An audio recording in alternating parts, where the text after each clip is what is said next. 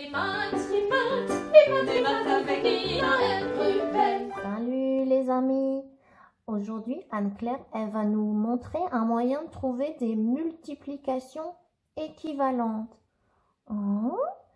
Ouais, elle a dit que pour ça, on allait utiliser le modèle du rectangle là, avec l'air et que c'était super bien pour le voir. Oh! Allez, à tout à l'heure!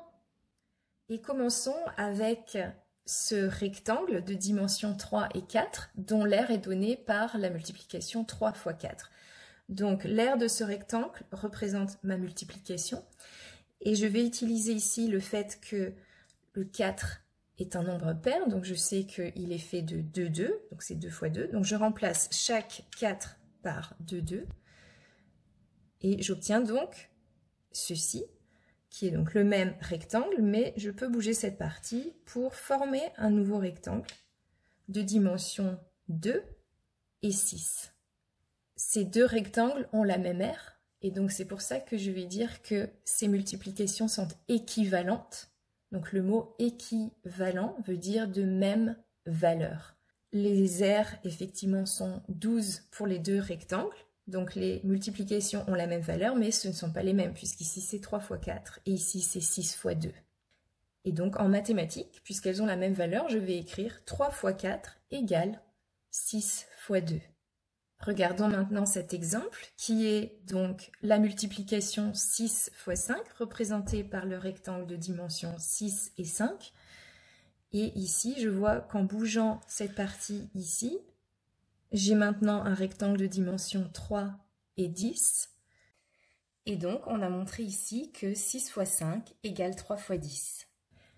Et donc là, ça aide beaucoup de voir cette multiplication comme étant 3 fois le nombre 10, parce que c'est 3 dizaines, donc c'est tout simplement le nombre 30.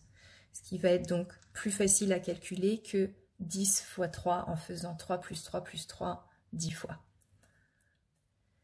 Et enfin, regardons cet exemple de 8 fois 4 ou 4 fois 8, représenté par ce rectangle. On va ici remplacer chaque 8 par 5 et 3. Voilà, donc on a toujours ici deux rectangles de même dimension, donc 4 et 8. Donc l'aire des deux rectangles est donnée par 4 fois 8, ou 8 fois 4.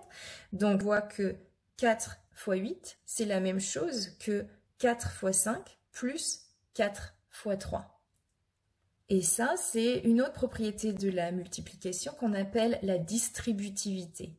On va dire que 4 fois le nombre 5 plus 3, c'est égal à 4 fois 5 plus 4 fois 3.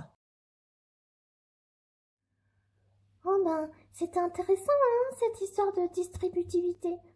Alors, par exemple, je me disais cette histoire de 4 fois 5 plus 3, et ben, j'imagine que à 4 personnes, je donne d'abord 5 cartes, et puis après, je leur en donne 3.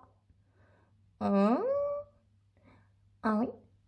On pourrait aussi dire que tu donnes 4 cartes d'abord à 5 personnes, et ensuite à 3.